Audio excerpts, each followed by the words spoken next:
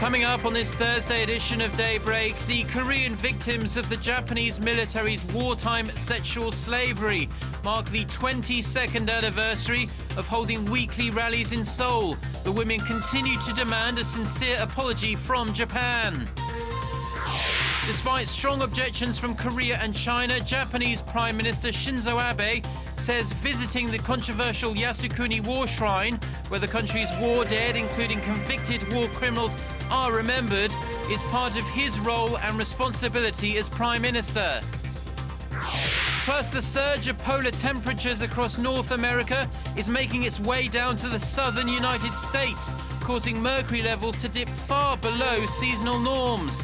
Daybreak begins now.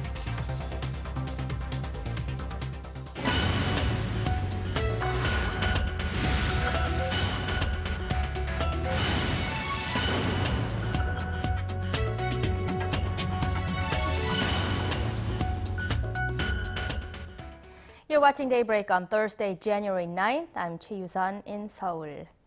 Wednesday marked the 22nd year since weekly demonstrations began in front of the Japanese embassy in Seoul over the still unresolved issue of Japan's wartime sexual slavery. Surviving victims continue to call on Tokyo to acknowledge its war crimes and offer legal compensation. Our Kim Hyun-ji reports on the ongoing demand for justice. On Wednesday, two surviving victims of sexual enslavement by the Japanese military during World War II stood across from the Japanese embassy in Seoul, as they've done so many times in the past, along with human rights activists and civic groups. For the last 22 years, those coerced into sexual slavery for the Japanese military have held a demonstration every Wednesday, which makes it the longest rally ever in the world. The group has demanded Japan fully admit to and reveal the truth about its war crimes, offer an official apology and legal reparations, punish those responsible for the crimes, accurately report on the crimes in history textbooks, and build memorials and museums in remembrance of the victims. However, the victims, also known as former comfort women, feel Japan has not accepted any of their demands. Japanese politicians continue to make comments that defame the victims and distort history. Among the 237 Koreans recognized by the government as victims of sexual slavery under the Japanese military, only 56 of them are alive today. Meanwhile, Korea and Japan are engaged in a battle in cyberspace over a comfort women memorial that was set up in a park near the Glendale Public Library in California last July. The Glendale Memorial is a replica of this one installed directly across the street from the Japanese embassy in Seoul, which depicts a girl dressed in traditional Korean clothing. The White House says a netizen submitted an online petition last week seeking protection for the Glendale statue. This petition was filed in protest of another petition submitted last month that asked authorities to remove the Comfort Women Memorial in Glendale. About 120,000 people signed the petition demanding its removal, whereas the one seeking protection for the memorial had about 3,000 signatures as of Tuesday morning, local time. The White House's policy is to respond to a petition that has received 100,000 signatures or more within 30 days after being submitted. Kim Hyun-ji, Arirang News. Japanese Prime Minister Shinzo Abe has sought to address the barrage of international criticism that has come his way over his recent visit to the controversial Yasukuni war shrine, saying he will continue fulfilling his responsibility and role as the nation's leader. In an interview with Japanese TV network BS Fuji on Wednesday, Abe said that by visiting the shrine, the hearts of many families of Japan's war dead have been healed. Responding to Washington's official statement expressing its disappointment over Abe's visit to the shrine, where Class A war criminals are also honored, Abe said he could clear up what he called the misunderstanding once he explains his stance to U.S. officials. North Korea has called on the South to handle inter-Korean relations with a proper perspective of security and peace on the peninsula. Pyongyang's Korean Central News Agency reported on Wednesday that escalating tensions on the peninsula are impeding the peaceful reunification of the two Koreas. It then accused the South and the U.S. of creating a dangerous situation on the peninsula through their continuous, quote, nuclear war exercises against the North. The report added that North Korea would firmly block and destroy any war schemes, whether they come from inside or outside the peninsula. The report comes as Pyongyang remains tight-lipped about Seoul's proposal this week to discuss resuming reunions for families separated since the Korean War. Washington says it plans to deploy more troops and heavy tanks to South Korea to rebalance its forces across the Asia-Pacific.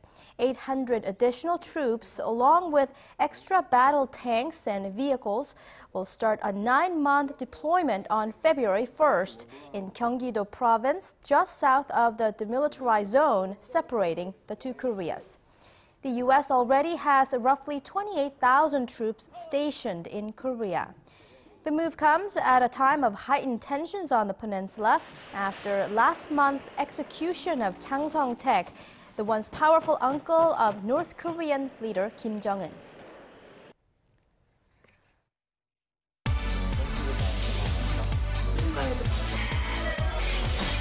If you want the latest news from Korea and around the world. Return to the negotiations. President Park Geunhye plans, given the current circumstances. On your way to work or at home. Defense Ministry. The legislature will convene a... Tune into Daybreak on Arirang TV. Prime Minister Shinzo Abe said Tuesday. President Park Geunhye has called for an educational revolution to foster creativity in the nation's young people. Speaking at a New Year's ceremony with members of the education sector, the president said that classrooms should be a place where students develop their dreams and talents, not one in which a premium is placed on competition and college admission. President Park vowed to change the nation's education paradigm one step at a time so that students are free to be creative and develop both their intellects and personalities. Main opposition Democratic Party leader Kim Han-gil will hold a press conference next Monday to outline his policy plans for 2014. Kim is expected to elaborate on his party's strategy ahead of local elections slated for June. He is also set to use the opportunity to respond to President Park's news conference earlier this week by calling on her to launch a special independent probe into allegations of government agencies meddling in the 2012 presidential election. President Park rejected the demand in a press conference on Monday. The Korean government says the domestic economic recovery is gathering momentum despite lingering global uncertainties. In its monthly Green Book report released Wednesday, the Finance Ministry said major economic indicators like production and investment improved last October and November compared to the third quarter of last year. It also cited stabilizing prices and expanding employment. However, the report also pointed to the weak Japanese yen and the U.S. Federal Reserve's bond-buying stimulus tapering as major uncertainties that could hurt the nation's growth rate in the long run.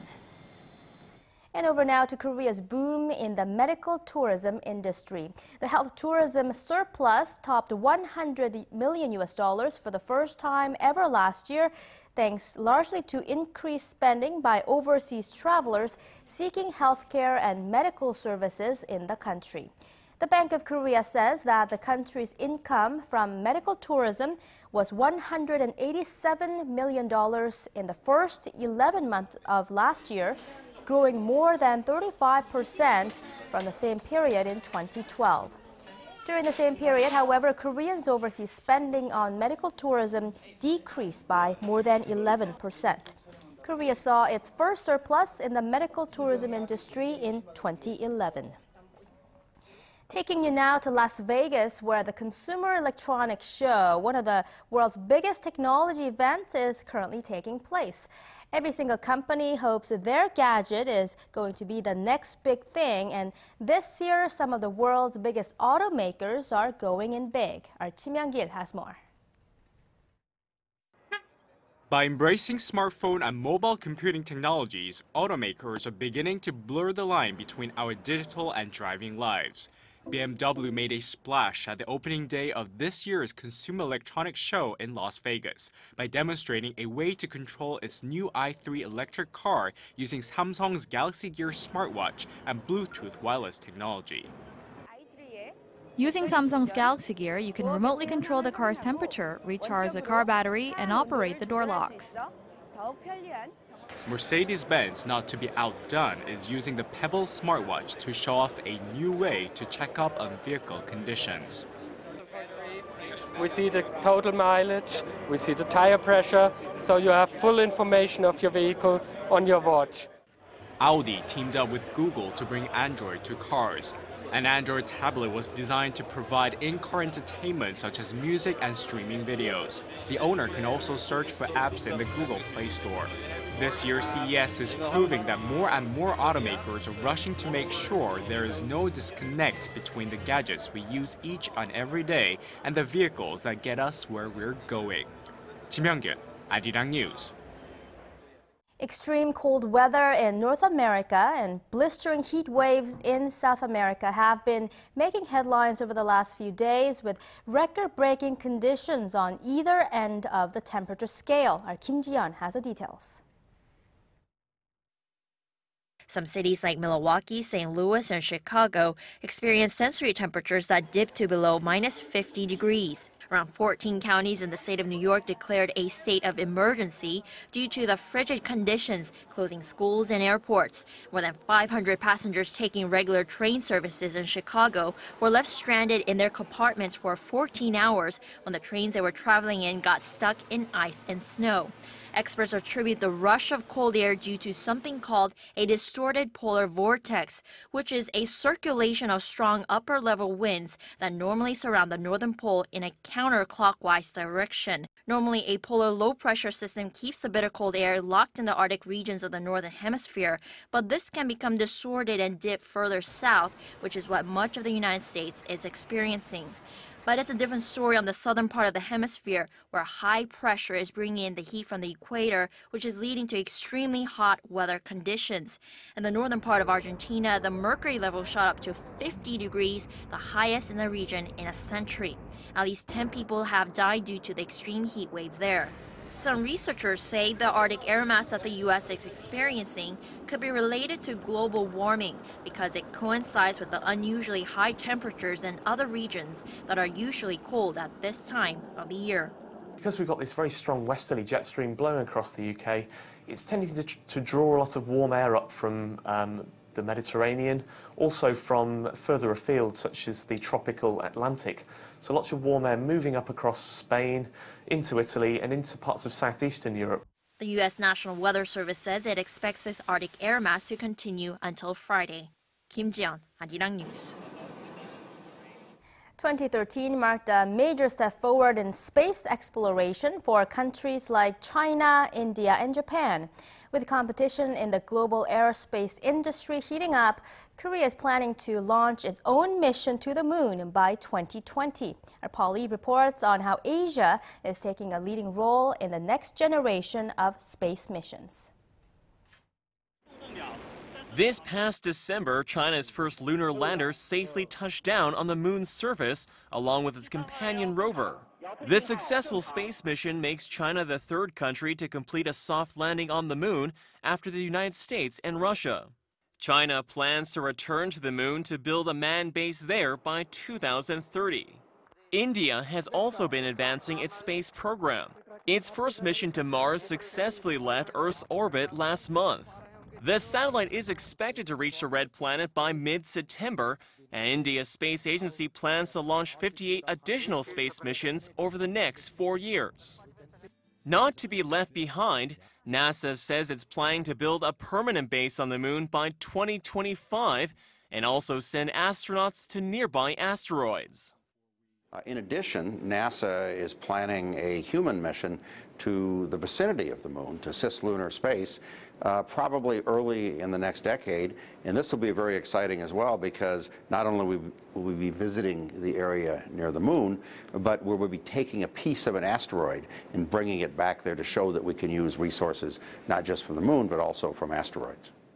Meanwhile, Korea is pushing ahead with its own space exploration program, with an early lunar probe set to launch in 2017. The Korea Aerospace Research Institute says its ongoing collaboration with NASA will help train personnel and develop core technologies. Even though we've done a lot of research in guidance control technology, our experience has been limited to low-orbit and geostationary satellites. Therefore, we are working with NASA to address these issues, since they have a great amount of experience in this field. With the full support of the government, Korea's space agency has accelerated its plans to reach the moon by 2020 with an unmanned rover, in search of rare metals and other resources. Paul Yi, Arirang News. A Korean artifact has come home decades after it was stolen during Japan's colonial rule of Korea. Our Park Ji-won has more on the return of the 18th century Buddhist tapestry. This grand Buddhist tapestry, which is more than 3 square meters, is believed to have been made in early 18th century Korea. It shows Buddha giving a sermon to his followers. Experts believe the textile's artistic value lies in the way it depicts Buddha and his followers. Most paintings show Buddha's disciples sitting behind him, but in the tapestry, 2 disciples sit in front of Buddha, listening attentively as he speaks. Numerous artists have drawn Buddha's disciples, but this tapestry depicts them in a deeply moving way that touches the hearts of viewers. I personally believe that proves that the tapestry has artistic value and should be designated a national treasure. The tapestry was stolen from a Buddhist temple in Korea during Japan's colonial rule in the early 20th century. It was then sold to a famous Japanese art dealer.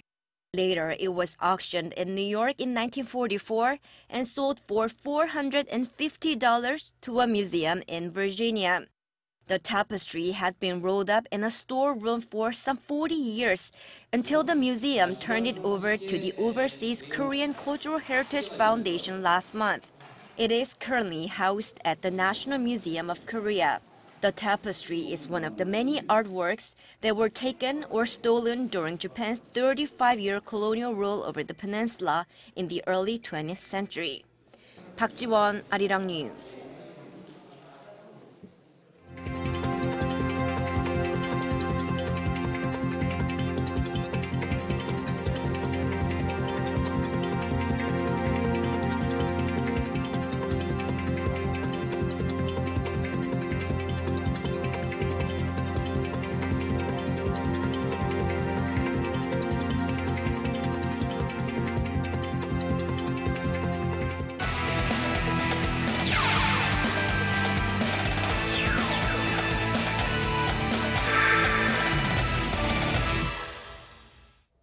And a good Thursday morning to you all as we kick things off with President Park Geunhye making her visit to the National Training Center in Taenung. Now, to mark the 30 days till the start of the Winter Olympics in Sochi, the president visited the training center to meet with the 250 athletes heading over to Sochi next month.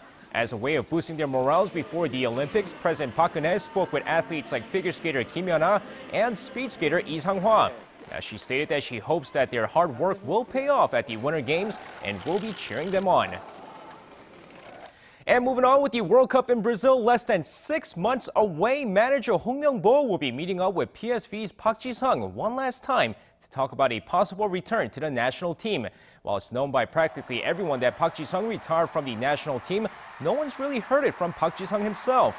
And with the World Cup coming up in June, manager Myungbo will be meeting up with the former national team captain to see if he can convince him one last time. While Park Jisung's father mentioned several times that his son will not be playing for the national team, no one's sure how Park Jisung himself feels about a possible return, as fans hope for one last chance for his return. And staying with the South Korean national football team, the KFA has hired a new assistant coach for the upcoming World Cup in Brazil as Ton de Châtenay of the Netherlands was added to the coaching staff.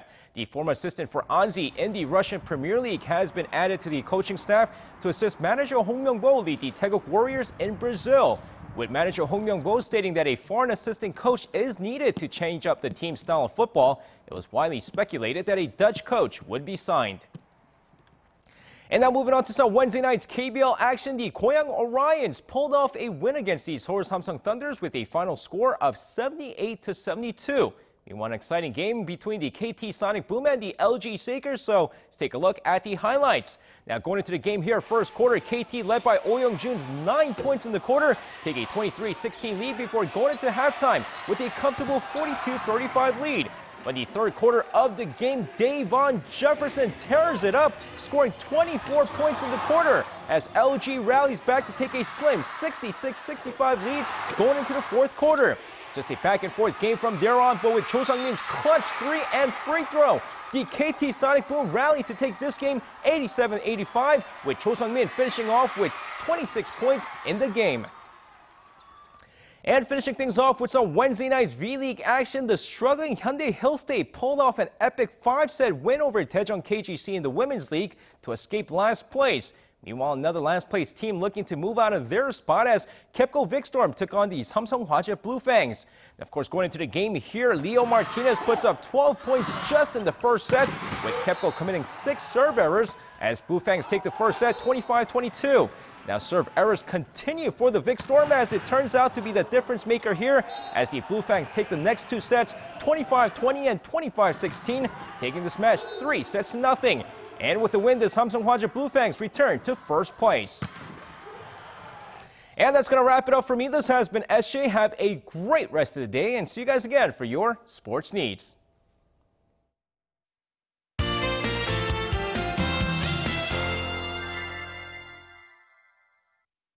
Good morning to you. I'm Lee Ji-hyun with your latest weather forecast. Well, bitterly cold air will grip the Korean peninsula today with freezing morning lows, and afternoon highs will be well below freezing as well in most regions. So be sure to dress warmly before heading out today. In fact, first cold wave advisory of this winter has been issued in the central region. So expect very cold day today under winter sunshine, and it will feel colder than the actual numbers due to wind chill and unseasonably mild condition we've had lately.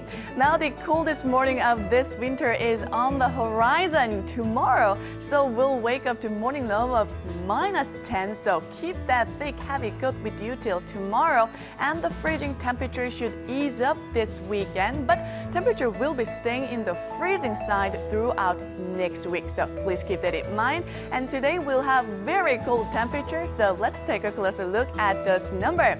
The morning low in Seoul is starting out at -9 and will peak to only -3 in the afternoon. And Daegu and Gwangju will wake up to morning low of -5 and -4. And the daily low in Busan will be at -2 and only get up to 4 later in the day. Now for other regions, it looks like low and high readings in Jeju will be similar, hovering at 2 degrees Celsius. And Daejeon and Dokdo will get up to -2 and -4. While the top temperature in Kumgangsan Mountain will be at -7. Now that's all for Korea, and here's the global forecast for viewers around the world.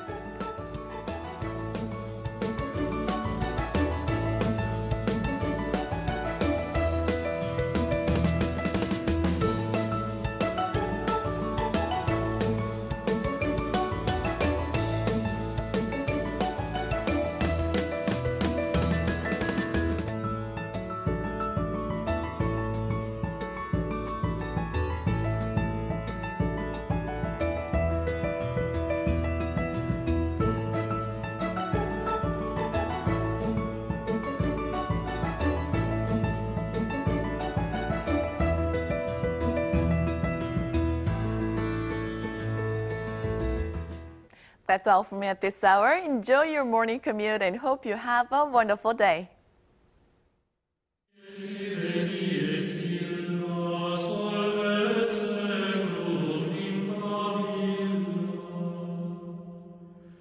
Desde la